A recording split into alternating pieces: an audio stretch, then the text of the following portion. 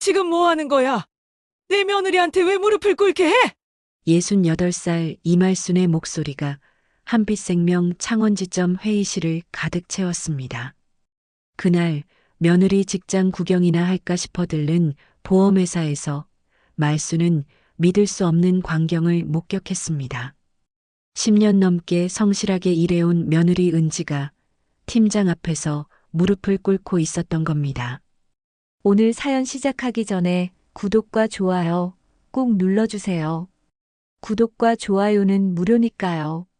경남 창원의 오래된 다세대 주택 골목길에는 새벽이면 빗자루 소리가 먼저 잠을 깨웁니다. 마당을 쓸고 또 쓸며 하루를 시작하는 사람, 바로 68살 이말순이죠. 말순은 매일 아침 5시면 어김없이 일어나 마당을 정돈하고 손자 준우가 학교 갈 준비를 하는 소리를 들으며 아침상을 차립니다. 김치찌개 국물이 아직 김을 뿜어내는 주방에서 말순은 혼자 중얼거리곤 합니다. 며느리한테 패 끼치기 싫은데 이 정도는 내가 해야지. 말순의 며느리 박은지는 37살로 지역 보험회사인 한빛생명 창원지점에서 일하는 전문가 상담원입니다. 성실하고 예의 바른 사람이죠. 아침마다 단정하게 정장을 차려입고 출근하는 은지의 모습을 보면 말순은 속으로 대견하면서도 어딘가 모를 서운함을 느낍니다. 은지는 늘 공손하게 인사하고 고맙다는 말을 자주 합니다. 하지만 그 공손함 속에서 말순은 뭔가 거리감 같은 걸 느끼곤 했습니다. 요즘 젊은 사람들은 다 그런가. 늘 웃으면서도 마음은 어디 멀리 있는 것 같아. 말순은 그런 생각을 하면서도 입 밖으로 내지는 않습니다.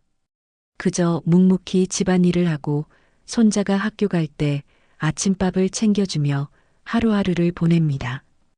은지는 매일 저녁 늦게 퇴근하고 주말에도 가끔 회사에 나가곤 합니다. 말순은 그런 며느리를 보며 안쓰럽기도 하지만 함부로 참견하지 않으려 애씁니다. 어느 날 저녁 은지가 피곤한 얼굴로 집에 돌아왔습니다. 말순은 따뜻한 된장국을 내오며 조심스럽게 물었습니다. 은지야, 오늘 많이 힘들었어? 은지는 그저 웃으며 대답했습니다. 괜찮아요, 어머니. 회사 일이 좀 바빴어요. 말순은 더 이상 묻지 않았습니다. 며느리의 표정 속에 숨겨진 무언가를 느꼈지만 그것이 무엇인지 알 수 없었죠. 그날 밤 말순은 이불 속에서 혼자 생각했습니다. 은지가 정말 괜찮은 건가? 아니면 나한테 말을 못하는 건가? 다음 날도 그 다음 날도 일상은 평범하게 흘러갔습니다. 말순은 매일 새벽 마당을 쓸고 아침상을 차리고 은지는 정장을 입고 출근했습니다. 평화로운 듯 보이는 일상이었지만 그 속에는 작은 긴장감이 흐르고 있었습니다. 말순은 며느리와의 거리감을 좁히고 싶었지만 어떻게 다가가야 할지 몰랐습니다. 은지 역시 시어머니에게 짐이 되고 싶지 않아 속마음을 숨기고 있었죠. 어느 주말 오후 말순은 거실 소파에 앉아 텔레비전을 보고 있었습니다. 은지는 주방에서 설거지를 하고 있었고 준우는 방에서 숙제를 하고 있었습니다. 평범한 주말의 한 장면이었죠. 그때 말순은 문득 생각했습니다. 며느리 직장이 어떤 곳인지 한 번도 가본 적이 없네. 말순은 며느리가 일하는 곳이 궁금했습니다. 어떤 사람들과 일하는지, 어떤 분위기인지, 은지가 그곳에서 어떤 모습으로 일하는지 알고 싶었습니다. 사실 말순은 은지가 회사에서 인정받는 직원이라는 걸 알고 있었습니다. 가끔 은지가 통화하는 걸 보면 동료들이 은지를 많이 의지하는 것 같았거든요. 그런 며느리가 자랑스러웠지만 한편으로는 너무 힘들게 일하는 건 아닌지 걱정도 됐습니다. 며칠 후 말순은 보험금을 청구할 일이 생겼습니다. 말순은 이참에 며느리 직장에 가보기로 마음먹었습니다. 며느리가 일하는데 구경도 좀 하지 뭐. 나도 단정히 차려입고 가야겠어. 며느리한테 미리 얘기할까 하다가 바쁜데 신경 쓸 것 같아서 그냥 가기로 했어요. 말수는 그날 아침 평소보다 더 신경 써서 옷을 골랐습니다. 깨끗한 블라우스에 감색 치마를 입고 머리도 단정하게 빗었습니다. 거울을 보며 스스로에게 말했습니다. 며느리 창피하지 않게 말이야. 말수는 설렘 반, 긴장 반으로 한빛생명 창원지점으로 향했습니다. 그곳은 시내 중심가에 있는 빌딩 3층이었습니다. 말수는 엘리베이터를 타고 올라가며 가슴이 두근거렸습니다. 며느리를 만나면 뭐라고 인사해야 할지, 직장 동료들 앞에서 어떻게 행동해야 할지 걱정도 됐습니다. 혹시 며느리가 부담스러워하면 어쩌나 하는 생각도 들었죠. 3층에 도착해 유리문을 열고 들어서자 깔끔한 사무실이 눈에 들어왔습니다. 접수대에 앉아있던 젊은 직원이 말순을 보며 공손하게 인사했습니다. 어서 오세요. 어떤 업무 보러 오셨어요? 말순은 조심스럽게 말했습니다. 저기, 박은지 대리 계신가요? 제가 그 사람 시어머니인데요. 직원은 잠시 컴퓨터를 확인하더니 미소를 지으며 대답했습니다. 아, 박은지 대리님이요. 지금 잠시 미팅 중이신데 조금만 기다려 주시겠어요? 말수는 고개를 끄덕이며 대기석에 앉으려 했습니다. 그런데 문득 생각이 바뀌었습니다. 그냥 내가 직접 찾아가 볼까? 깜짝 인사라도 하면 며느리가 좋아하겠지. 말수는 직원에게 양해를 구하고 사무실 안쪽으로 걸어갔습니다. 복도를 지나 작은 회의실 같은 공간이 보였고 그곳 문이 살짝 열려 있었습니다. 말수는 조용히 문을 밀고 안을 들여다봤습니다. 며느리가 회의하는 모습을 살짝 보고 나가려던 참이었죠. 그런데 그 순간 말순의 시간이 멈췄습니다. 며느리 은지가 책상 앞에 무릎을 꿇고 있었습니다. 그 앞에는 검은 정장을 입은 중년 남자가 팔짱을 끼고 서 있었고 차갑고 날카로운 목소리로 말하고 있었습니다. 이 회사에서 일하고 싶으면 다시는 입 열지 마. 내가 그 고객한테 한 말 나한테 뒤집어. 은지의 얼굴은 창백했고 눈가에는 눈물이 고여 있었습니다. 말순의 손이 떨렸습니다. 가슴속에서 무언가가 부글부글 끓어오르기 시작했습니다. 이게 무슨 상황인지 정확히 이해하기도 전에 말순의 몸이 먼저 반응했습니다. 문을 박차고 들어가며 소리쳤습니다. 지금 뭐 하는 거야? 말순의 목소리가 회의실 안을 가득 채웠습니다. 순간 그곳에 있던 모든 사람들의 시선이 말순에게로 쏠렸습니다. 은지는 깜짝 놀라 고개를 들었고 검은 정장을 입은 남자는 미간을 찌푸리며 말순을 쳐다봤습니다. 말순의 가슴은 격하게 뛰고 있었지만 발걸음은 멈추지 않았습니다. 며느리에게로 걸어가며 다시 한번 소리쳤습니다. 지금 뭐 하는 거냐고. 내 며느리한테 왜 무릎을 꿇게 해? 검은 정장의 남자 김정훈 팀장은 잠시 당황한 표정을 지었다가 이내 차갑게 말했습니다. 어르신, 여기는 회사 업무 공간입니다. 고객 앞에서 실수한 직원에게 적절한 조치를 취하고 있는 중이에요. 말수는 그 말을 듣는 순간 더욱 화가 치밀었습니다. 적절한 조치라니 사람을 무릎 꿇게 하는 게 적절한 조치라는 말입니까? 말수는 떨리는 목소리로 대답했습니다. 조치? 그게 조치야? 사람을 무릎 꿇게 하는 게? 김정훈 팀장은 인상을 쓰며 말했습니다. 어르신, 회사 규정이 있습니다. 박은지 대리가 고객에게 잘못된 정보를 전달해서 회사에 손해를 끼쳤어요. 이건 엄연한 업무상 과실입니다. 말수는 그 말을 듣고도 물러서지 않았습니다. 며느리 은지의 창백한 얼굴을 보니 가슴이 찢어지는 것 같았습니다. 말수는 은지에게 다가가 손을 내밀었습니다. 은지야, 일어나. 무릎 꿇을 일 없어. 은지는 눈물을 글썽이며 고개를 저었습니다. 어머니, 괜찮아요. 제가 정말 실수를 했어요. 그냥 가세요. 하지만 말수는 은지의 팔을 잡아 일으켰습니다. 은지의 몸이 떨리고 있었습니다. 말수는 김정훈 팀장을 똑바로 쳐다보며 말했습니다. 규정이고 뭐고 사람 무릎 꿇게 하는 게 말이 돼요? 김정훈 팀장은 짜증스러운 표정으로 대답했습니다. 어르신, 이건 회사 내부 문제입니다. 외부인이 간섭할 일이 아니에요.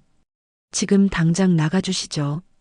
그때 회의실 밖에서 몇 명의 직원들이 소란을 듣고 모여들었습니다. 속삭이는 소리들이 들렸습니다. 저분이 박은지 대리 시어머니래. 팀장님이 또 그러시나 봐. 말수는 주변을 둘러보다가 한 직원에게 물었습니다. 여기 사장이나 상사는 없어요? 이 사람 위에 누가 있냐고.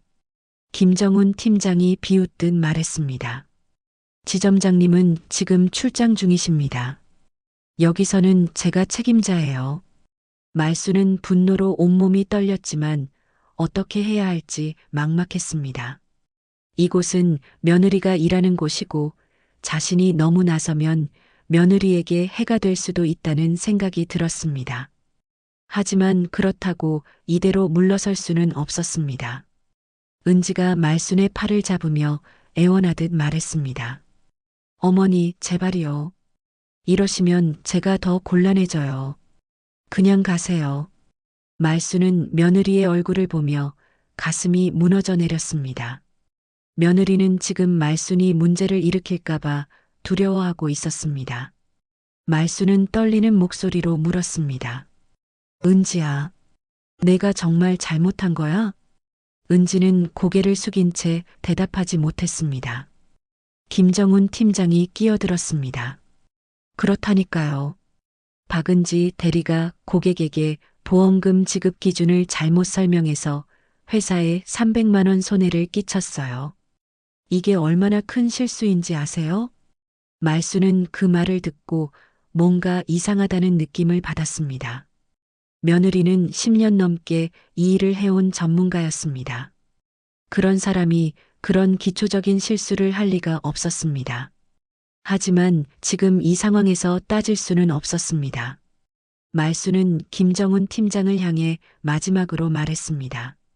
좋아요. 오늘은 내가 물러나죠. 하지만 이 일 이대로 안 끝나요. 내가 우리 며느리한테 무릎 꿇게 한 거 절대 잊지 않을 거예요.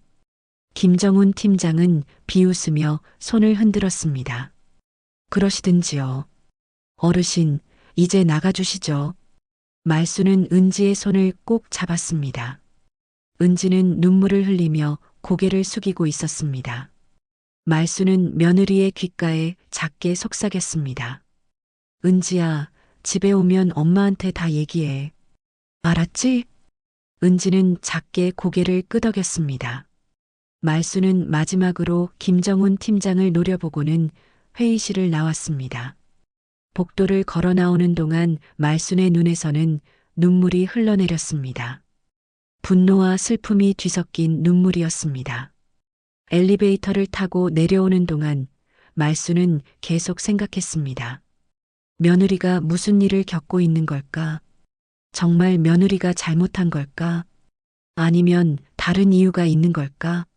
말수는 집으로 돌아오는 내내 마음이 무겁고 답답했습니다. 집에 도착한 말수는 거실 소파에 주저앉았습니다. 손이 계속 떨렸습니다. 며느리가 무릎 꿇고 있던 그 장면이 계속 눈앞에 아른거렸습니다. 말수는 혼자 중얼거렸습니다. 내가 뭘 할 수 있을까? 내가 어떻게 해야 하지? 저녁 때가 되어도 은지는 집에 오지 않았습니다. 전화를 해도 받지 않았습니다. 말수는 불안한 마음에 계속 시계를 쳐다봤습니다. 준우가 학원에서 돌아와 물었습니다. 할머니, 엄마는요? 말수는 애써 웃으며 대답했습니다. 엄마 회사 일이 좀 늦어지나 봐. 할머니가 저녁 차려줄게. 준우는 고개를 끄덕이고 방으로 들어갔습니다. 말수는 주방에 서서 저녁을 준비하면서도 계속 현관문 쪽을 쳐다봤습니다. 며느리가 언제 돌아올까, 무사히 돌아올까, 걱정이 끝없이 이어졌습니다. 밤 9시가 넘어서야 현관문이 열렸습니다. 은지가 퀭한 얼굴로 들어왔습니다. 말수는 급히 다가갔습니다. 은지야. 은지는 말순을 보자마자 눈물을 터뜨렸습니다. 말순은 며느리를 꼭 안아주었습니다. 은지는 말순의 품에 안긴 채 한참을 울었습니다. 말순은 며느리의 등을 토닥이며 말했습니다. 괜찮아, 괜찮아. 이제 엄마한테 다 얘기해봐. 은지는 한참을 울고 나서야 겨우 말문을 열었습니다. 말순은 며느리를 거실 소파에 앉히고 따뜻한 차를 한 잔 내왔습니다.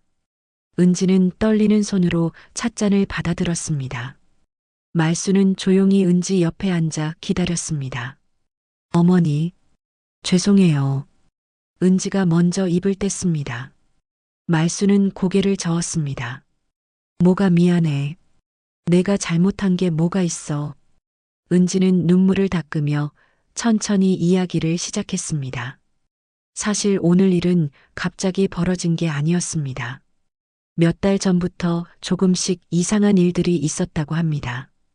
김정훈 팀장이 고객들의 보험 계약 서류를 처리하면서 은지에게 자꾸 이상한 요구를 했다는 겁니다. 팀장님이 어떤 고객 서류를 제게 주면서 이 사람 계약 확인 전화는 하지 말라고 했어요.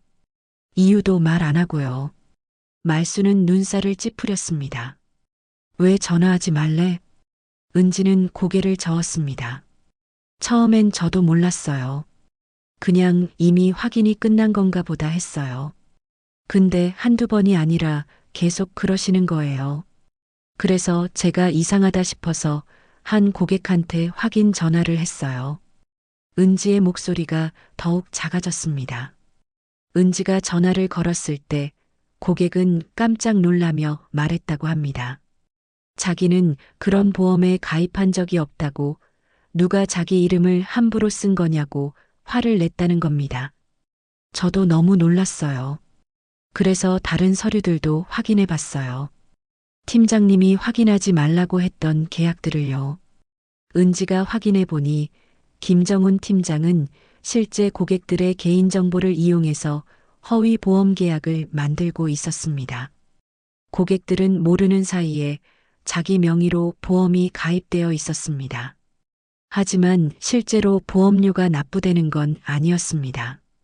그냥 서류상으로만 계약이 존재하는 거였죠. 팀장님은 그 허위 계약들로 자기 영업 실적을 부풀렸어요. 한 달에 두세 건씩 계약을 성사시킨 것처럼 꾸며서 회사로부터 성과급이랑 수수료를 받아낸 거예요. 말수는 숨을 죽이고 들었습니다. 은지는 계속 이야기했습니다. 보험 영업 실적이 좋으면 회사에서 성과급을 주고 계약건마다 수수료가 나옵니다. 김정훈 팀장은 실제로 존재하지 않는 계약들을 만들어내서 그런 돈들을 챙겨왔던 겁니다. 최근 몇 달 사이에 10여 건의 허위 계약을 만들어냈어요. 그걸로 받아간 수수료와 성과금만 해도 1,000만 원이 넘어요. 말수는 그 말을 듣고 어이가 없었습니다. 회사 돈을 그렇게 빼먹다니. 그것도 고객들의 이름을 함부로 도용해서 말입니다. 은지는 계속 이야기했습니다. 은지는 이 사실을 알게 되자 너무 놀라서 어떻게 해야 할지 몰랐다고 합니다. 하지만 이대로 넘어갈 수는 없었습니다. 고객들은 자기도 모르는 사이에 보험 사기에 이용당하고 있었고 회사는 엄청난 손해를 보고 있었으니까요. 제가 팀장님한테 조심스럽게 물어봤어요. 이 계약들이 맞는 거냐고. 김정훈 팀장은 처음엔 아무것도 아니라고, 고객이 잊어버린 것뿐이라고 둘러댔습니다. 하지만 은지가 계속 따지자 태도가 돌변했다고 합니다. 팀장님이 제 책상으로 와서 조용히 말했어요. 이 일은 없던 일로 하라고. 만약 누구한테 말하면 가만두지 않겠다고 했어요. 말순의 주먹이 불끈 쥐어졌습니다. 그래서 어떻게 했어? 은지는 눈물을 흘리며 대답했습니다. 저는 그냥 넘어갈 수가 없었어요. 고객들 이름이 함부로 쓰이고 있는데, 회사 돈이 빠져나가고 있는데, 그냥 못 본 척할 수가 없었어요. 그래서 지점장님께 보고하려고 했어요. 하지만 그 순간 김정훈 팀장이 먼저 움직였습니다. 지점장이 출장을 간 사이 팀장은 은지가 고객에게 잘못된 정보를 제공해서 회사에 손해를 끼쳤다는 보고서를 작성했습니다. 그리고 오늘 은지를 회의실로 불러 무릎을 꿇게 한 겁니다. 팀장님이 말했어요. 자기가 한 일을 조용히 덮으면 아무 일 없던 걸로 해주겠다고. 안 그러면 은지의 목소리가 떨렸습니다. 안 그러면 저를 횡령범으로 만들겠다고 했어요. 이미 제 계좌로 돈을 입금해 놨대요. 자기가 받은 수수료 중 일부를 제 통장으로 보냈다는 거예요. 제가 입 열면 저도 공범으로 신고하겠다고 했어요. 말수는 그 말을 듣고 온몸에 소름이 돋았습니다. 이건 단순한 직장 내 갈등이 아니었습니다. 범죄였습니다. 그리고 그 죄를 며느리에게 뒤집어 씌우려고 치밀하게 준비해온 비열한 짓이었습니다. 그래서 오늘 무릎 꿇은 거야? 은지는 고개를 끄덕였습니다. 제가 안 그러면 정말로 제가 횡령한 걸로 만들 것 같았어요. 서류도 다 조작해 놨대요. 제 컴퓨터로 그 허위 계약들을 처리한 것처럼 기록을 만들어 놨다고 했어요. 그리고 제 통장에 돈까지 들어가 있으니까 누가 봐도 제가 공범인 것처럼 보이잖아요. 어머니가 안 오셨으면 저는 그냥 그 사람 말대로 했을 거예요. 말수는 며느리의 손을 꼭 잡았습니다. 은지의 손은 얼음장처럼 차가웠습니다. 말수는 떨리는 목소리로 물었습니다. 은지야, 증거는 있어? 그 사람이 한 짓을 증명할 수 있는 거? 은지는 잠시 망설이다가 고개를 끄덕였습니다. 있어요. 제가 몰래 복사해뒀어요. 허위 계약 서류하고 팀장님이 받아간 수수료 내역, 그리고 팀장님이 보낸 이메일들 다 저장해뒀어요. 제 통장에 돈이 들어온 날짜랑 팀장님이 수수료 받은 날짜도 다 기록해뒀고요. 말수는 안도의 한숨을 내쉬었습니다. 그래도 증거가 있다니 다행이었습니다. 말수는 은지의 어깨를 토닥이며 말했습니다. 잘했어, 은지야. 내가 옳은 일 한 거야. 은지는 눈물을 글썽이며 말했습니다. 하지만 어머니, 이제 어떡하죠? 내일부터 회사에 어떻게 나가요? 팀장님이 절 가만 안 둘 거예요. 말수는 잠시 생각에 잠겼습니다. 이 문제를 어떻게 해결해야 할까? 며느리를 어떻게 지켜줘야 할까? 말수는 평생 집안일만 하며 살아온 평범한 할머니였습니다. 회사 일이나 법적인 문제에 대해서는 몰랐습니다. 하지만 한 가지는 확실히 알았습니다. 잘못한 사람이 벌을 받아야 한다는 것, 그리고 억울한 사람이 보호받아야 한다는 것. 은지야, 내일 회사 안 나가도 돼. 은지는 놀란 표정으로 말순을 쳐다봤습니다. 그럼 무단결근이 되는데요. 말순은 단호하게 말했습니다. 상관없어. 일단 내 몸과 마음을 추스르는 게 먼저야. 그리고 엄마가 방법을 찾아볼게. 은지는 믿기지 않는다는 표정으로 말순을 바라봤습니다. 말순은 며느리의 손을 꼭 잡으며 다시 말했습니다. 은지야, 엄마를 믿어. 엄마는 내 편이야. 그날 밤 말순은 잠을 이룰 수 없었어요. 거실에 앉아 생각에 잠겼습니다. 어떻게 하면 며느리를 도울 수 있을까? 어떻게 하면 그 나쁜 팀장을 벌할 수 있을까? 다음 날 아침 말순은 일찍 일어나 이웃집 김순자 아주머니를 찾아갔습니다.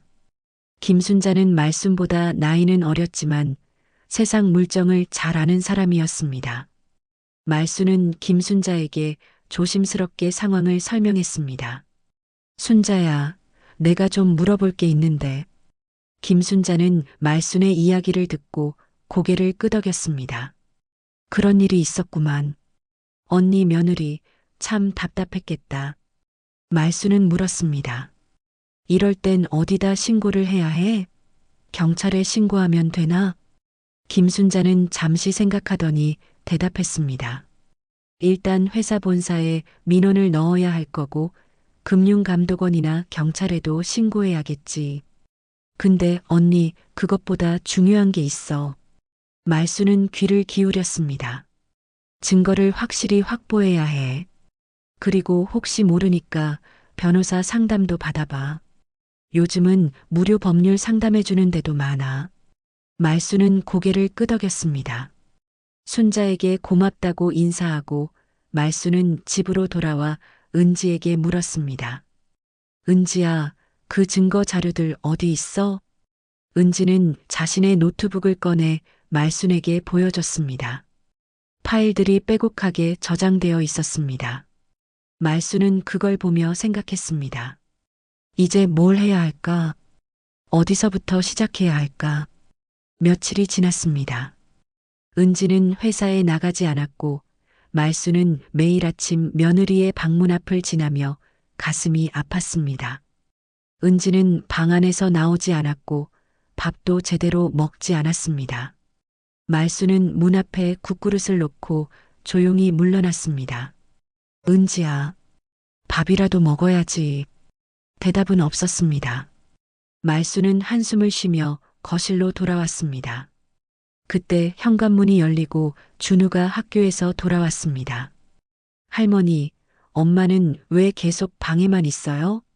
말수는 손자의 머리를 쓰다듬으며 대답했습니다. 엄마가 좀 피곤해서 그래. 걱정하지 마. 준우는 고개를 끄덕이며 방으로 들어갔습니다. 말수는 다시 혼자 남았습니다. 창밖을 내다보니 해가 지고 있었습니다. 말수는 결심했습니다. 이대로 있을 수는 없었습니다. 그날 저녁 말수는 은지의 방문을 두드렸습니다. 은지야, 엄마 들어가도 돼? 잠시 후 문이 열렸습니다. 은지는 수척한 얼굴로 말순을 바라봤습니다. 말순은 은지의 손을 잡고 거실로 데리고 나왔습니다. 은지야, 회사에서 연락은 왔어? 은지는 고개를 끄덕였습니다. 어제 문자 왔어요. 무단결근으로 정직 처분 검토 중이래요. 말순은 눈살을 찌푸렸습니다. 정직? 그게 무슨 소리야? 은지는 눈물을 글썽이며 대답했습니다. 회사 규정상 사흘 이상 무단으로 결근하면 징계 대상이 돼요. 저는 이미 나흘째 안 나갔으니까. 팀장님이 아마 이걸 이용하실 거예요. 말수는 분노가 치밀었습니다. 저 나쁜 사람이 또 며느리를 괴롭히고 있다니. 말수는 은지의 어깨를 꼭 잡으며 말했습니다. 은지야, 우리 가만히 있으면 안 돼. 싸워야 해. 은지는 고개를 저었습니다. 어머니, 무슨 수로요? 저는 이미 공범처럼 보이잖아요. 제 통장에 돈도 들어왔고, 누가 저를 믿어줄까요? 말수는 단호하게 말했습니다. 엄마가 믿어. 그리고 증거가 있잖아. 내가 복사해둔 그 자료들. 은지는 여전히 불안한 표정이었습니다. 말수는 생각에 잠겼습니다. 어디서부터 시작해야 할까? 그때 문득 이웃집 김순자가 했던 말이 떠올랐습니다. 회사 본사에 민원을 넣어야 한다고, 경찰과 금융감독원에 신고해야 한다고. 은지야, 내일 엄마랑 같이 회사 본사에 가자. 은지는 깜짝 놀라며 말순을 쳐다봤습니다. 본사요? 거기까지 가면 팀장님이 정말 가만 안 둘 거예요. 말수는 웃으며 대답했습니다. 그래, 가만 안 두겠지. 근데 우리도 가만히 있을 순 없잖아. 다음 날 아침 말순과 은지는 부산에 있는 한빛생명 본사로 향했습니다. 버스를 타고 2시간을 달려 도착한 곳은 높은 빌딩이었습니다. 말수는 고개를 들어 건물을 올려다봤습니다. 여기가 본사구나. 은지는 긴장한 표정으로 말순의 손을 잡았습니다. 두 사람은 엘리베이터를 타고 고객센터가 있는 층으로 올라갔습니다. 접수대에 앉아있던 직원이 공손하게 인사했습니다. 어서 오세요. 무엇을 도와드릴까요? 말순은 침착하게 말했습니다. 민원을 접수하러 왔습니다. 창원지점 김정훈 팀장의 비리를 신고하러 왔어요.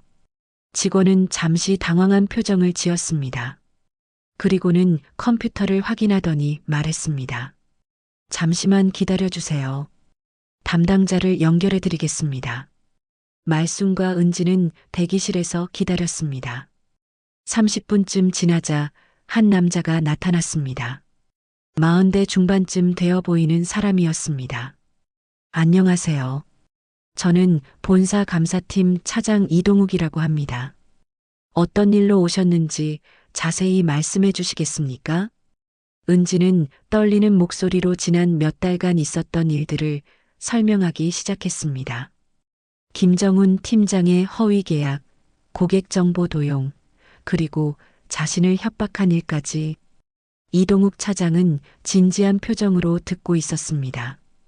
증거 자료가 있으신가요? 은지는 노트북을 꺼내 파일들을 보여줬습니다. 허위 계약 서류, 수수료 내역, 그리고 팀장이 보낸 이메일들. 이동욱 차장은 자료들을 꼼꼼히 살펴보더니 고개를 끄덕였습니다. 이 자료들 복사해도 될까요? 내부 조사를 진행해야 할 것 같습니다. 은지는 고개를 끄덕였습니다. 이동욱 차장은 자료를 복사한 후 말했습니다. 일단 이 사안은 정말 심각하네요. 며칠 내로 조사팀을 창원지점에 보내겠습니다. 박은지 대리님, 혹시 회사에서 불이익을 받으신 건 없으세요? 은지는 정직 처분 검토 중이라는 문자를 보여줬습니다. 이동욱 차장은 자료를 살펴보며 고개를 끄덕였습니다. 그때 말순이 끼어들었습니다. 차장님, 제가 그날 직접 봤어요. 우리 며느리가 회의실에서 무릎 꿇고 있는 걸요. 이동욱 차장은 놀란 표정으로 말순을 쳐다봤습니다. 무릎을요? 말순은 그날의 일을 자세히 설명했습니다. 보험금을 청구할 일이 있어서 며느리 직장에 갔었고 안내하는 직원이 며느리가 회의 중이라길래 그냥 슬쩍 보기만 하고 가려고 회의실 문을 살짝 열었는데 은지가 김정훈 팀장 앞에서 무릎을 꿇고 있었다고.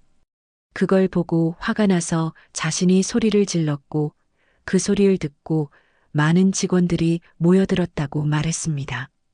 그때 거기 있던 직원들이 다 봤어요. 우리 며느리가 무릎 꿇고 있던 거요. 은지가 덧붙였습니다. 그날 일이 있고 나서요. 바로 그날 저녁에 제 계좌로 돈이 들어왔어요. 팀장님이 입금한 거예요. 이동욱 차장은 메모를 하면서 물었습니다. 그날 저녁이요? 구체적으로 몇 시쯤이었나요? 은지는 휴대폰을 꺼내 통장 내역을 보여줬습니다. 오후 6시 15분이요. 어머니가 오신 그날 오후였어요. 이동욱 차장은 심각한 표정을 지었습니다. 그렇다면 전후 관계가 명확하네요. 박 대리님이 팀장의 비리를 발견했고 팀장이 협박했고 어르신이 그 장면을 목격하셨고 그 직후에 돈이 입금된 거군요. 말순은 고개를 끄덕였습니다. 맞아요. 그러니까 우리 며느리가 공범일 리가 없잖아요. 돈이 들어온 것도 모르고 있었는걸요. 이동욱 차장은 고개를 끄덕이며 말했습니다. 당시 현장에 있던 직원들이 증인이 되어줄 수 있겠습니다. 조사를 시작하면 제가 그분들 면담을 진행하겠습니다. 시간 순서대로 보면 박 대리님이 협박을 받고 있었다는 게 명백해 보입니다. 은지의 얼굴에 조금 안도의 빛이 스쳤습니다. 이동욱 차장은 계속 말했습니다. 팀장의 협박 때문에 출근하지 못하신 거군요. 이런 상황에서 징계를 진행하는 건 좀 더 신중한 검토가 필요해 보이네요. 제가 인사팀에 연락해서 조사가 끝날 때까지 정직 처분을 보류하도록 하겠습니다. 말수는 안도의 한숨을 내쉬었습니다. 그래도 본사에서는 제대로 대응해 주는 것 같았습니다. 하지만 이동욱 차장의 다음 말이 걱정스러웠습니다. 다만 조사 과정에서 박 대리님 통장에 입금된 돈 때문에 복잡해질 수 있습니다. 그 부분은 경찰 조사가 필요할 수도 있어요. 하지만 지금까지 말씀해 주신 전후 관계와 증인들의 증언이 있다면 박 대리님의 결백을 증명하는 데 큰 도움이 될 겁니다. 은지의 얼굴이 조금 밝아졌습니다. 말수는 은지의 손을 꼭 잡았습니다. 그럼 경찰 조사를 받으면 되죠. 우리 은지는 아무 잘못도 없어요. 이동욱 차장은 고개를 끄덕이며 명함을 건넸습니다. 혹시 필요한 게 있으시면 연락 주세요. 저희가 최대한 도와드리겠습니다. 그리고 어르신, 정말 용기 있는 행동을 하셨습니다. 그날 어르신이 안 계셨다면 이 일은 영영 묻혔을 수도 있어요. 본사를 나오는 길, 은지는 처음으로 조금 편안한 표정을 지었습니다. 어머니, 정말 감사해요. 어머니 아니었으면 저는 이렇게까지 못했을 거예요. 말수는 며느리의 어깨를 토닥이며 말했습니다. 아직 끝난 게 아니야. 이제 시작이지. 그날 저녁 집으로 돌아온 두 사람은 피곤했지만 마음만은 조금 가벼웠습니다. 하지만 그 평화는 오래가지 않았습니다. 다음 날 아침 은지의 휴대폰에 문자가 왔습니다. 김정훈 팀장에게서였습니다. 본사에 신고했어? 내가 가만히 있지 않겠다고 했을 텐데. 은지 씨 어떻게 되는지 두고 봐. 은지는 문자를 보고 온몸이 떨렸습니다. 말수는 그 문자를 보고 분노가 치밀었습니다. 이 사람이 정말. 말수는 은지에게서 휴대폰을 받아 그 문자를 사진으로 찍었습니다. 이것도 증거야. 협박 문자니까. 그날 오후 말수는 혼자 경찰서로 향했습니다. 은지를 집에 두고 온 이유는 며느리가 더 이상 상처받지 않게 하기 위해서였습니다. 경찰서에 도착한 말수는 민원실로 갔습니다. 신고하러 왔습니다. 우리 며느리가 직장 상사한테 협박당하고 있어요. 경찰관은 말순의 이야기를 듣고 조서를 작성하기 시작했습니다. 말순은 은지에게서 받은 모든 자료와 협박 문자를 보여줬습니다. 경찰관은 심각한 표정으로 말했습니다. 이건 업무상 배임과 협박, 그리고 개인정보 도용까지 여러 혐의가 있네요. 일단 접수해드리겠습니다. 말수는 경찰서를 나오며 생각했습니다. 이제 본사 조사도 시작됐고 경찰 신고도 했습니다. 하지만 뭔가 부족한 것 같았습니다. 김정훈 팀장 같은 사람은 끝까지 발뺌을 할 게 분명했습니다. 말수는 집으로 돌아가는 길에 문득 생각했습니다. 세상 사람들이 알아야 한다고. 이런 일이 있다는 걸, 이렇게 부당한 일이 벌어지고 있다는 걸. 말수는 발걸음을 멈추고 주변을 둘러봤습니다. 그때 말순의 눈에 한간판이 들어왔습니다. 지역신문사였습니다. 말수는 잠시 망설이다가 그곳으로 걸어 들어갔습니다. 지역신문사 문을 열고 들어서자 작은 사무실이 보였습니다. 책상 몇 개와 컴퓨터, 그리고 벽에 걸린 과거 신문 기사들. 말수는 조심스럽게 안으로 들어갔습니다. 한 젊은 여자가 고개를 들어 말순을 쳐다봤습니다. 어서 오세요. 무슨 일로 오셨어요? 말수는 잠시 망설이다가 입을 열었습니다. 저기, 제보를 하고 싶어서요. 여자는 의자에서 일어나며 말했습니다. 제보요? 어떤 내용이신데요? 말수는 며느리가 겪은 일들을 차근차근 설명하기 시작했습니다. 보험회사 팀장의 비리, 허위 계약, 그리고 며느리를 무릎 꿇게 한 일까지. 여자는 진지한 표정으로 듣다가 메모장을 꺼냈습니다. 잠깐만요. 제가 기자예요. 정민아라고 합니다. 좀 더 자세히 말씀해 주시겠어요? 말수는 정민아 기자에게 모든 이야기를 들려줬습니다. 정민아는 메모를 하면서 계속 질문했습니다. 그럼 증거 자료도 있으시다는 거죠? 말수는 고개를 끄덕였습니다. 네, 우리 며느리가 다 복사해뒀어요. 서류하고 이메일, 통장 내역까지요. 정민아는 눈을 반짝이며 말했습니다. 이건 정말 큰 사건이네요. 근데 어르신, 이 기사가 나가면 며느리분이 더 힘들어지실 수도 있어요. 괜찮으시겠어요? 말수는 잠시 생각에 잠겼습니다. 며느리가 더 힘들어질 수도 있다는 말에 걱정이 앞섰습니다. 하지만 이대로 가만히 있을 수는 없었습니다. 괜찮아요. 우리 며느리도 이 일이 세상에 알려지길 바랄 거예요. 다른 사람들은 이런 일 당하지 않게요. 정민아는 고개를 끄덕이며 말했습니다. 알겠습니다. 제가 취재 좀 해보겠습니다. 며느리분이랑 직접 통화할 수 있을까요? 말수는 은지의 전화번호를 알려줬습니다. 정민아는 명함을 건네며 말했습니다. 혹시 연락하실 일이 있으시면 여기 있는 연락처로 주세요. 말수는 신문사를 나오며 복잡한 심경이었습니다. 이게 잘한 일일까? 며느리에게 더 큰 상처를 주는 건 아닐까? 하지만 이제 되돌릴 수도 없는 일이었습니다. 집에 도착하자 은지가 거실에 앉아 있었습니다. 말수는 은지 옆에 앉으며 조심스럽게 말했습니다. 은지야, 엄마가 신문사에 다녀왔어. 은지는 놀란 표정으로 말순을 쳐다봤습니다. 신문사요? 말수는 고개를 끄덕이며 정민아 기자에게서 받은 명함을 보여줬습니다. 이 일을 세상에 알려야 할 것 같아서 그래야 너도 보호받을 수 있을 것 같고 미안해, 내 허락도 안 받고. 은지는 잠시 아무 말도 하지 않았습니다. 그러다가 천천히 입을 열었습니다. 어머니, 괜찮아요. 어머니 말씀이 맞아요. 저도 사실 이 일이 그냥 묻히는 게 싫었어요. 말수는 며느리의 손을 꼭 잡았습니다. 그날 저녁 정민아 기자에게서 전화가 왔습니다.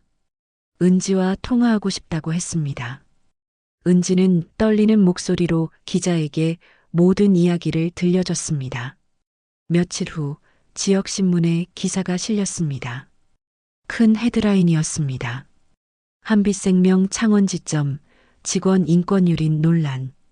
팀장의 비리 의혹까지. 기사에는 은지가 겪은 일들이 자세히 나와 있었습니다. 물론 은지의 이름은 익명으로 처리됐지만 내용은 충격적이었습니다. 허위 계약으로 성과급, 수수료 챙기고 직원에게 들키자 직원 무릎 꿇리고 협박까지. 기사가 나간 다음 날 은지의 휴대폰이 쉴 새 없이 울렸습니다. 회사 동료들에게서 온 전화였습니다. 은지야, 기사 봤어. 괜찮아? 너 정말 용감하다. 나도 팀장님이 이상하다고 생각했었어. 은지는 동료들의 응원에 눈물을 흘렸습니다. 혼자가 아니라는 걸 처음으로 느꼈습니다. 그날 오후 이동욱 차장에게서도 연락이 왔습니다.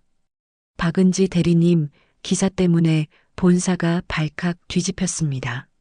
사장님께서 직접 지시하셨어요. 이 사건을 철저히 조사하라고요. 내일 당장 조사팀이 창원지점으로 내려갑니다. 은지는 떨리는 목소리로 물었습니다. 그럼 어떻게 되는 건가요? 이동욱 차장은 대답했습니다. 일단 전체 직원 면담을 진행하고 증거 자료를 확보할 겁니다. 박 대리님, 혹시 내일 시간 되시면 조사에 협조해 주실 수 있으실까요? 은지는 고개를 끄덕이며 대답했습니다. 네, 그럴게요. 다음 날 아침 은지는 출근 준비를 했습니다. 말수는 은지를 배웅하며 손을 꼭 잡았습니다. 은지야, 괜찮을 거야. 있는 그대로만 말하면 돼. 은지는 고개를 끄덕이고 집을 나섰습니다. 말수는 집에서 초조하게 기다렸습니다. 시계를 계속 쳐다보며 거실을 왔다 갔다 했습니다. 1시간이 지나고 2시간이 지났습니다. 말수는 주방에서 차를 끓이다가도 현관문 쪽을 자꾸만 돌아봤습니다. 은지가 잘하고 있겠지. 아무 일 없겠지. 말수는 혼자 중얼거리며 불안한 마음을 달랬습니다. 한편 회사에서는 조사가 한창이었습니다.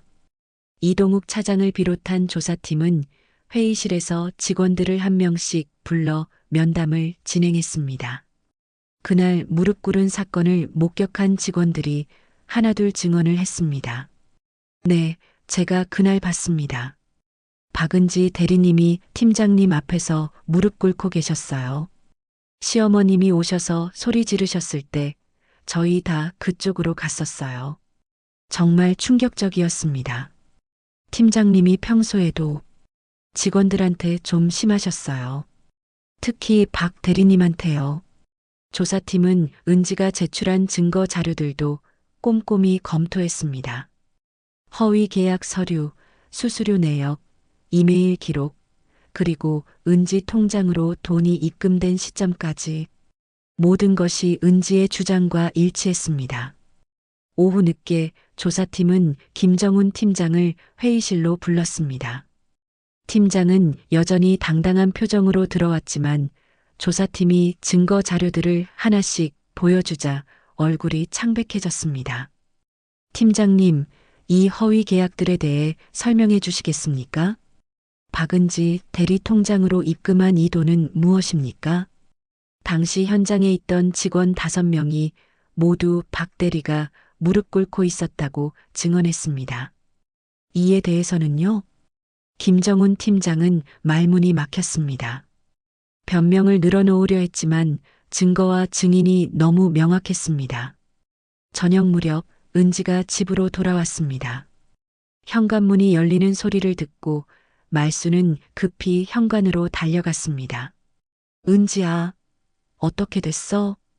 은지의 얼굴에는 처음으로 평온한 표정이 있었습니다. 어머니, 잘하고 왔어요. 조사팀에서 현장에 있던 직원들도 다 면담했어요. 다들 그날 제가 무릎 꿇고 있던 거 목격했다고 증언해줬어요. 말수는 며느리를 꼭 안아주었습니다. 잘했어. 정말 잘했어. 그날 저녁 2사람은 오랜만에 편안한 저녁 식사를 했습니다. 준우도 엄마의 밝은 얼굴을 보며 좋아했습니다. 엄마, 오늘 기분 좋아 보여요. 은지는 웃으며 아들의 머리를 쓰다듬었습니다. 응, 엄마 기분 좋아. 이틀 후 이동욱 차장에게서 다시 연락이 왔습니다. 박은지 대리님, 조사 결과가 나왔습니다. 김정훈 팀장의 혐의가 모두 확인됐어요. 회사는 즉시 그를 직위 해제했고 검찰에 고발 조치를 진행 중입니다. 은지는 전화를 받으며 눈물을 흘렸습니다. 말순도 옆에서 그 소리를 듣고 있었습니다. 그리고 박 대리님께는 회사 차원에서 정식으로 사과드립니다. 이런 일이 있어서는 안 됐습니다.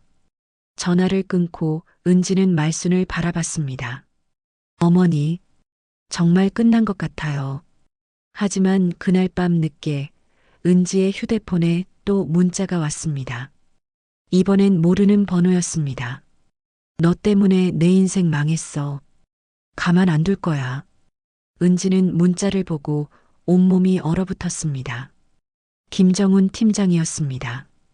은지는 떨리는 손으로 말순을 불렀습니다. 어머니, 말순은 문자를 보고 즉시 경찰서에 전화를 걸었습니다.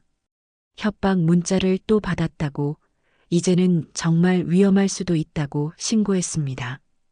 경찰은 곧바로 출동하겠다고 했습니다. 그날 밤 집 앞에 경찰차가 섰습니다. 경찰관 2명이 집으로 들어와 상황을 확인했습니다. 문자 내역 좀 보여주시겠어요? 은지는 떨리는 손으로 휴대폰을 건넸습니다. 경찰관은 문자를 확인하고 자신의 휴대폰으로 화면을 촬영했습니다. 기존 신고건에 추가하겠습니다.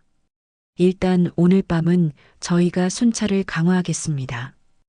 당분간 혼자 외출은 자제하시고 혹시 또 연락이 오면 즉시 신고하세요. 말순과 은지는 고개를 끄덕였습니다. 그날 밤 두 사람은 잠을 이룰 수 없었습니다. 말순은 거실에 앉아 창밖을 내다봤습니다. 경찰차의 불빛이 보였습니다. 은지야, 괜찮을 거야. 이제 곧 끝날 거야. 은지는 말순의 손을 꼭 잡았습니다. 어머니, 저 무서워요. 말순은 며느리를 안아주며 말했습니다. 엄마가 지켜줄게. 절대 너한테 나쁜 일 안 생기게 할게. 다음 날 아침 뉴스에서 속보가 나왔습니다. 한빛생명 창원지점 전 팀장, 업무상 배임 및 협박 혐의로 검찰 송치. 말순과 은지는 텔레비전을 보며 숨을 죽였습니다. 뉴스에서는 김정훈 전 팀장이 경찰에 연행되는 장면이 나왔습니다. 기자가 마이크를 들이밀며 물었습니다. 혐의를 인정하십니까? 김정훈은 고개를 숙인 채 아무 말도 하지 않았습니다. 뉴스는 계속 이어졌습니다. 한빛생명 측은 해당 전 팀장을 즉시 해고 조치했으며 피해 직원에게 공식 사과했다고 밝혔습니다. 은지는 눈물을 흘렸습니다. 하지만 이번엔 슬픔의 눈물이 아니었습니다. 안도와 해방의 눈물이었습니다. 말순은 며느리의 등을 토닥이며 말했습니다. 이제 됐어. 이제 정말 끝났어. 며칠이 지났습니다. 김정훈 전 팀장이 구속되면서 사건은 일단락되는 듯 보였습니다. 은지는 회사로부터 복직 통보를 받았지만 선뜻 회사로 돌아갈 용기가 나지 않았습니다. 말순은 그런 며느리를 보며 안타까웠습니다. 은지야, 어떻게 하고 싶어? 은지는 창밖을 바라보며 조용히 대답했습니다. 어머니, 저 다시 그곳에 가는 게 무서워요. 사람들이 저를 어떻게 볼지, 또 무슨 일이 생길지. 말순은 며느리의 손을 잡았습니다. 그럼 안 가도 돼. 내가 편한 대로 해. 하지만 은지는 고민이 많았습니다. 10년 넘게 쌓아온 경력을 포기하는 것도 쉬운 일이 아니었고 당장 생활비 문제도 있었습니다. 그날 저녁 은지는 말순에게 조심스럽게 말했습니다. 어머니, 저 회사 그만둘까 생각 중이에요. 말순은 놀라지 않았습니다. 이미 예상하고 있던 말이었으니까요. 그래, 내가 결정한 거면 엄마는 찬성해. 은지는 눈물을 글썽이며 말했습니다. 근데 제가 일을 안 하면 준우 학원비랑 생활비를 당장 어떻게 해야 할지. 말순은 단호하게 말했습니다. 그건 걱정하지 마. 엄마 노후 자금 좀 있어. 당분간은 그걸로 버틸 수 있어. 은지야, 내 마음 건강이 제일 중요해. 은지는 시어머니의 품에 안겨 한참을 울었습니다. 그동안 쌓였던 스트레스와 두려움이 한꺼번에 쏟아져 나왔습니다. 며칠 후 은지는 회사에 사직서를 제출했습니다. 이동욱 차장에게서 전화가 왔습니다. 박 대리님, 정말 그만두시는 겁니까? 회사에서는 계속 근무하시길 바라는데. 은지는 차분하게 대답했습니다. 죄송합니다. 제 결정입니다. 그동안 감사했습니다. 전화를 끊고 은지는 한숨을 내쉬었습니다. 이제 정말 끝이었습니다. 10년 넘게 다녔던 회사, 열심히 쌓아온 경력, 모든 게 끝났습니다. 하지만 이상하게도 후회는 되지 않았습니다. 오히려 홀가분한 느낌이었습니다. 말순은 며느리를 보며 생각했습니다. 이제 은지가 새로운 길을 찾아야 하는데 어떻게 도와줄 수 있을까? 말순은 매일 아침 일찍 일어나 집 앞 작은 텃밭을 가꾸곤 했습니다. 토마토며 고추, 상추 같은 채소들을 키웠는데 이웃들이 종종 부러워하곤 했습니다. 말순이 손은 참 야무지네. 저 채소들 좀 봐. 어느 날 아침 말순은 텃밭에서 채소를 따다가 문득 생각했습니다. 은지가 꽃을 좋아했던 게 기억났습니다. 결혼 전에 은지가 꽃집에서 아르바이트를 했었다는 이야기를 들은 적이 있었습니다. 말수는 점심을 먹으며 은지에게 물었습니다. 은지야, 옛날에 꽃집에서 일했었다고 했지? 은지는 고개를 끄덕였습니다. 네, 대학교 때 아르바이트로 했었어요. 그때 참 재미있었는데. 말수는 잠시 생각하다가 말했습니다. 그럼 우리 꽃집 해볼까? 은지는 깜짝 놀라며 말순을 쳐다봤습니다. 꽃집이요? 말순은 웃으며 대답했습니다. 응, 저기 신창 아파트 단지 있잖아. 거기 상가에 빈 가게가 있던데. 대단지 아파트라 주민들이 자주 지나다니고 근처에 학교도 몇 개 있으니까 졸업식 때도 잘 팔릴 거고 어버이날도 그렇고 새로 입주하는 아파트니까 집들이 가면서 꽃 찾는 사람들도 많을 거야. 은지는 믿기지 않는다는 표정이었습니다. 어머니, 그런 돈이 어디 있어요? 가게 하나 차리려면 보증금의 월세에. 말수는 고개를 저었습니다. 엄마가 모아둔 돈 있어. 내 아버지 돌아가시고 나서 받은 보험금이랑 엄마 퇴직금. 그거 그냥 은행에만 넣어뒀는데 이럴 때 쓰라고 모아둔 거지. 은지는 눈물을 글썽이며 말했습니다. 어머니, 그건 어머니 노후 자금인데. 말수는 며느리의 손을 꼭 잡았습니다. 은지야, 엄마 노후는 내가 행복하면 그게 노후야. 우리 한번 해보자. 꽃집. 그날부터 두 사람은 꽃집 준비를 시작했습니다. 신창 아파트 상가에 작은 가게를 계약했습니다. 20평 남짓한 공간이었지만 꽃집을 하기에는 충분했습니다. 보증금 1,000만 원에 월세 50만 원. 말수는 흔쾌히 돈을 냈습니다. 이 정도면 괜찮아. 우리 천천히 장사해서 월세 내면 되지. 은지는 오랜만에 활기를 되찾았습니다. 가게를 정리하고 꽃을 놓을 선반을 설치했습니다. 냉장 시설도 갖추고 작업대도 만들었습니다. 꽃 도매시장에 가서 꽃을 고르고 예쁘게 포장하는 법을 말순에게 가르쳐 주기도 했습니다. 어머니, 이렇게 묶으면 더 예뻐 보여요. 말순은 서툴게 리본을 묶으며 웃었습니다. 엄마는 손이 야무지긴 한데 이런 섬세한 건 잘 못하겠네. 준우도 방과 후에 와서 꽃집 준비를 도왔습니다. 작은 화분에 물을 주고 꽃잎이 시든 것들을 정리했습니다. 할머니, 이 꽃 이름이 뭐예요? 그건, 엄마한테 물어봐. 은지가 웃으며 대답했습니다. 그건 거베라라고 해. 예쁘지? 한 달 정도 준비 끝에 드디어 꽃집 문을 열었습니다. 간판에는 은지가 직접 쓴 글씨가 또렷했습니다. 은지와 은혜를 알고 진심을 피우다.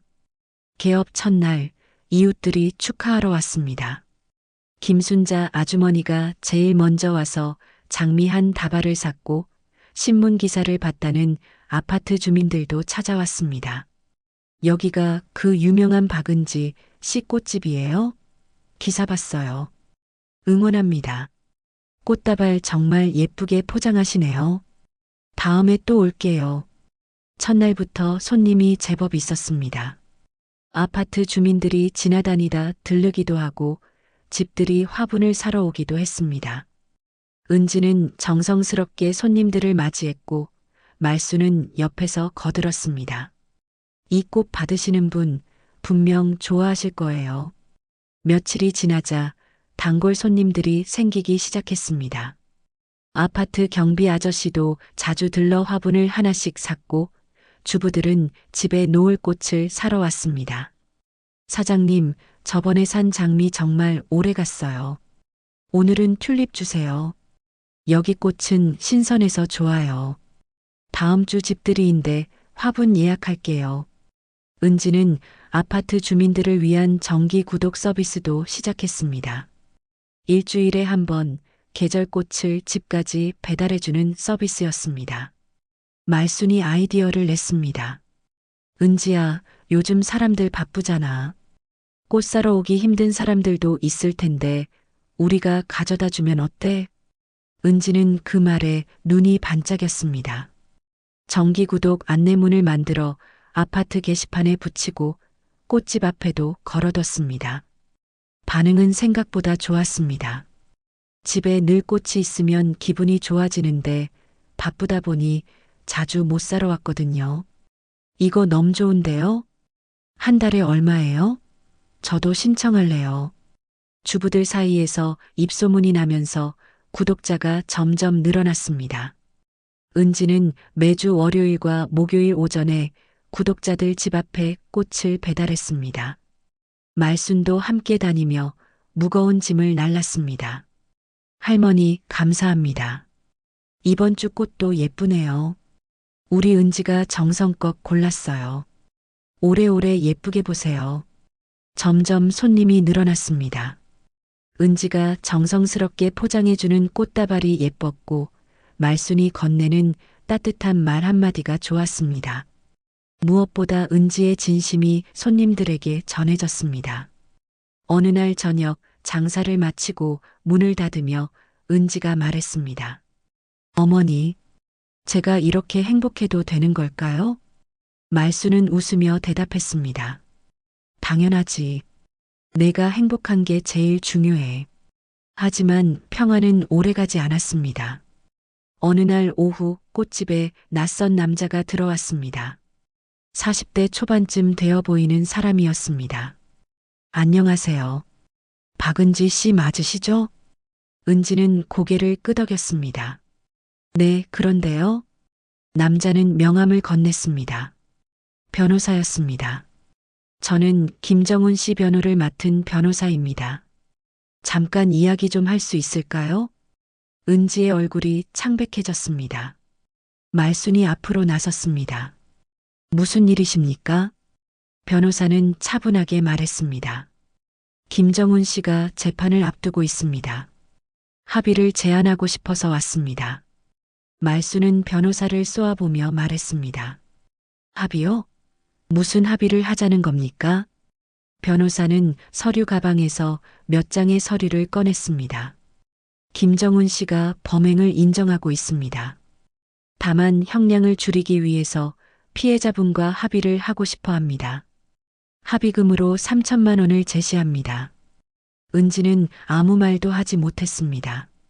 말순이 대신 물었습니다. 3천만 원이요? 변호사는 고개를 끄덕였습니다.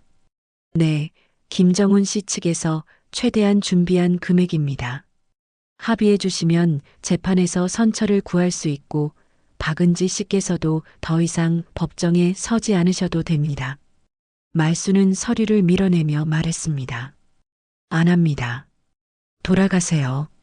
변호사는 당황한 표정을 지었습니다. 어르신, 잠깐만요. 이건 박은지 씨께도 나쁜 조건이 아닙니다. 재판은 시간도 오래 걸리고 힘들거든요. 합의하시는 게. 은지가 조용히 입을 열었습니다. 저는 합의 안 할 거예요. 변호사는 은지를 쳐다봤습니다. 박 사장님, 다시 한번 생각해 보세요. 3천만 원이면 적은 돈이 아니잖아요. 지금 가게 운영하시는 것도 쉽지 않으실 텐데. 말순이 버럭 소리쳤습니다. 나가라니까요. 우리 며느리가 안 한대잖아요. 변호사는 명함을 테이블 위에 놓으며 말했습니다. 그럼 이 명함 두고 갈게요. 혹시 마음이 바뀌시면 연락 주세요. 재판 전까지 시간이 얼마 안 남았습니다. 변호사가 나가고 꽃집은 조용해졌습니다. 은지는 의자에 주저앉았습니다. 말순이 은지의 어깨를 토닥였습니다. 은지야, 괜찮아. 잘한 거야. 은지는 고개를 끄덕였지만 표정은 불안했습니다. 어머니, 제가 잘한 걸까요? 3천만 원이면 가게 운영하는데도 도움이 될 텐데. 말순은 단호하게 말했습니다. 은지야, 돈으로 해결할 일이 아니야.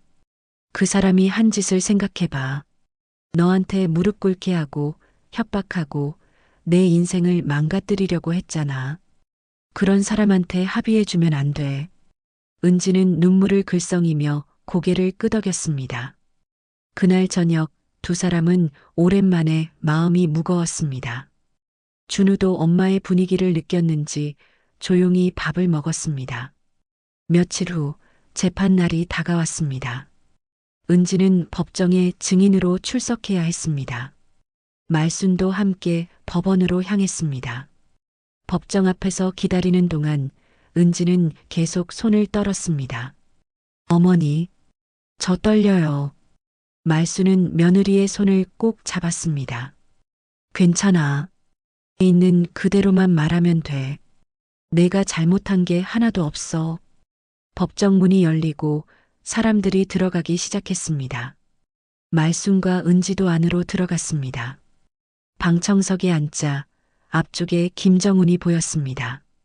수갑을 찬 채 고개를 숙이고 앉아 있었습니다.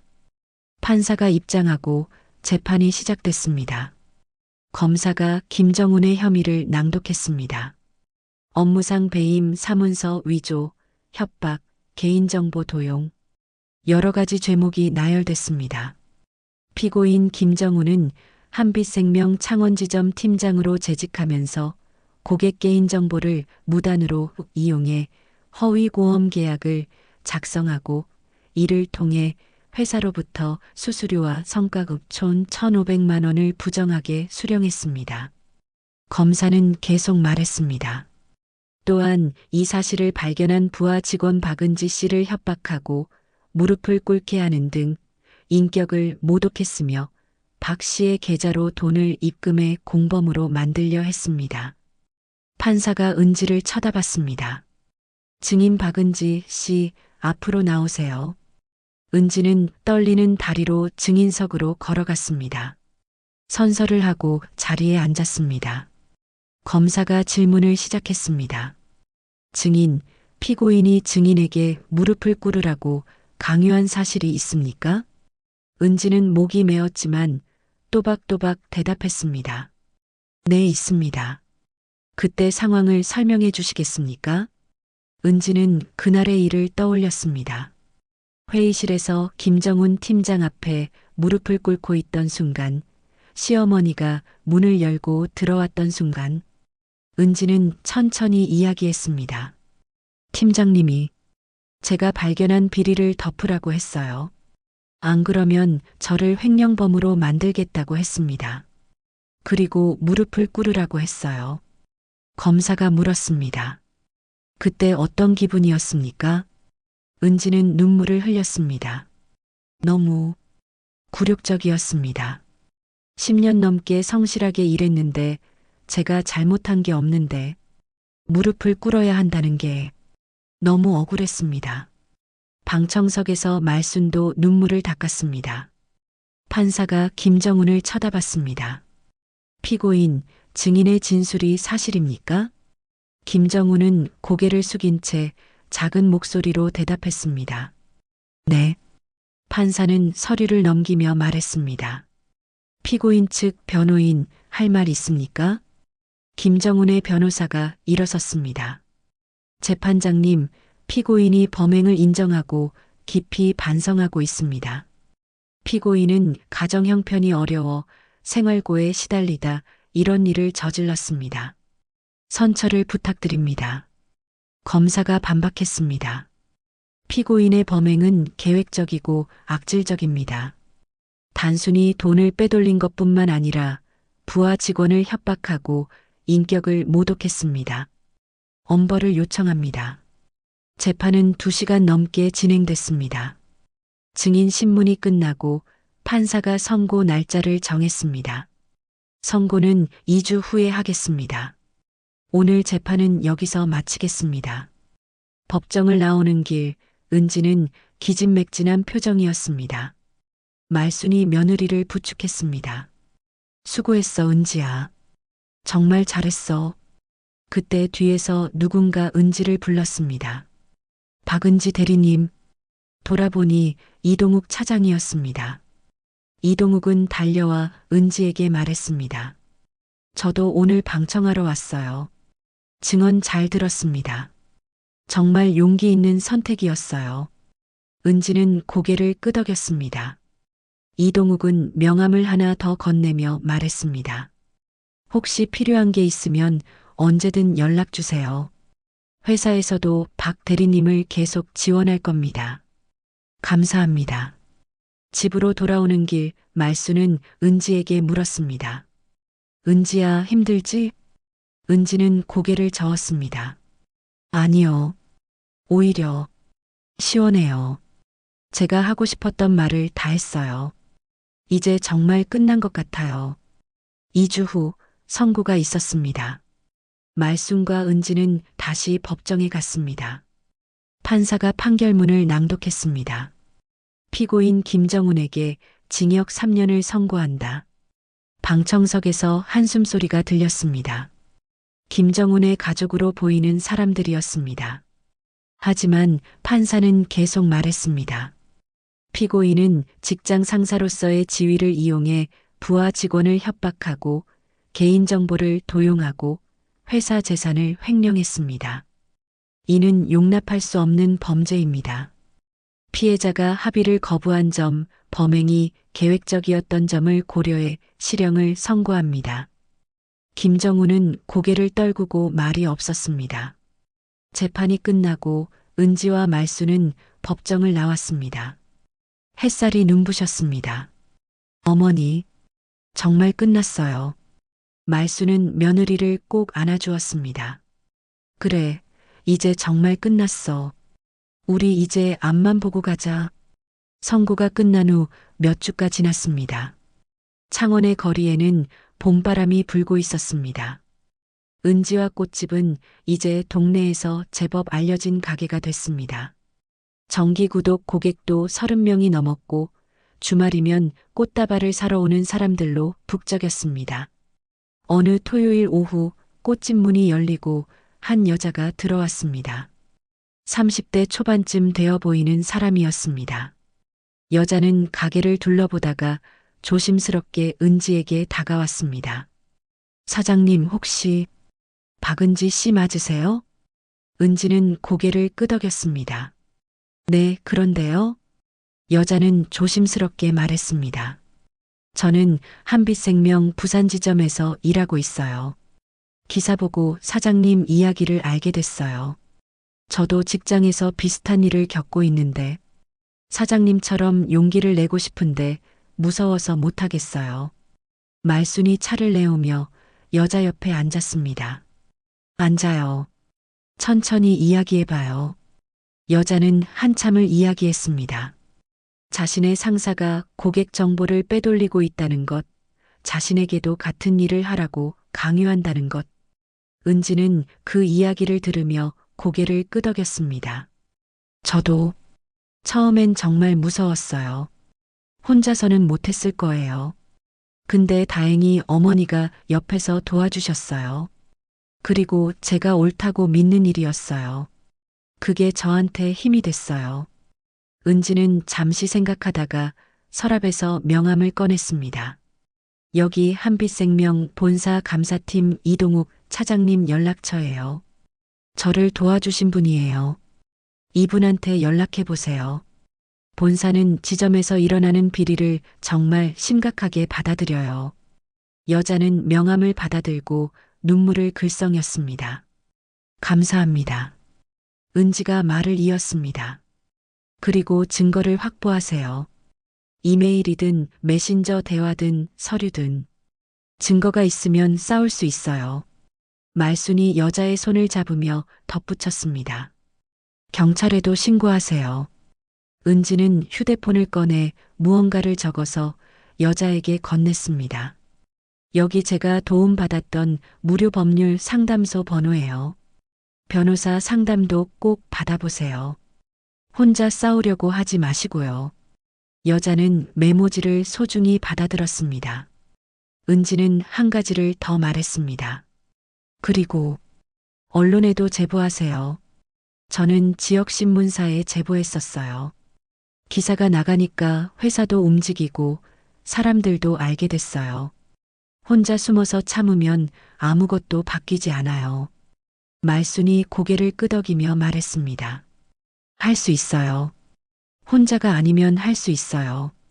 증거 모으고, 본사에 신고하고, 경찰에 신고하고, 변호사 상담받고, 언론에 제보하세요.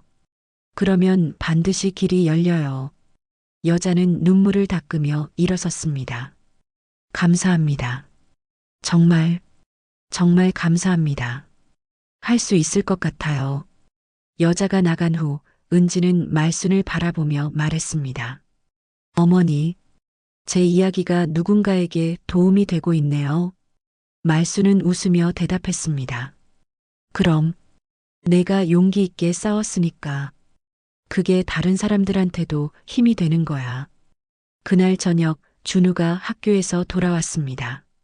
준우는 가방을 내려놓으며 말했습니다.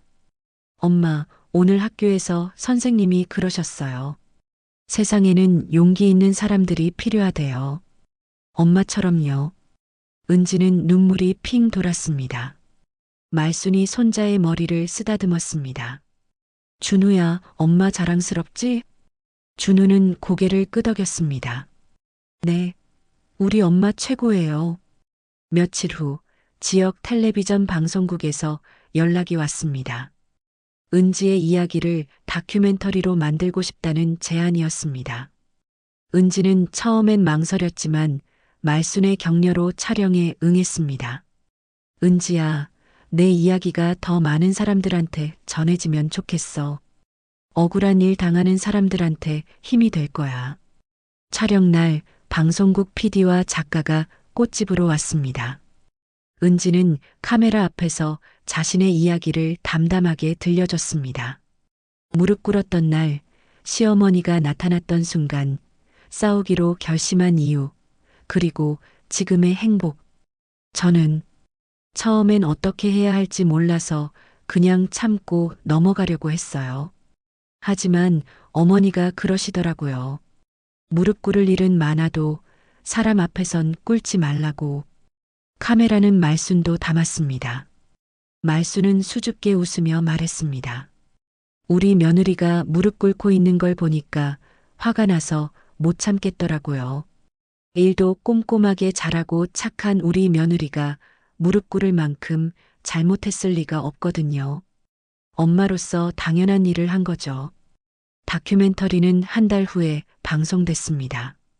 방송 후 은지와 꽃집에는 더 많은 사람들이 찾아왔습니다. 응원하러 온 사람들, 비슷한 경험을 나누러 온 사람들, 그저 꽃을 사러 온 사람들. 어느 날 아침 라디오에서 뉴스가 흘러나왔습니다.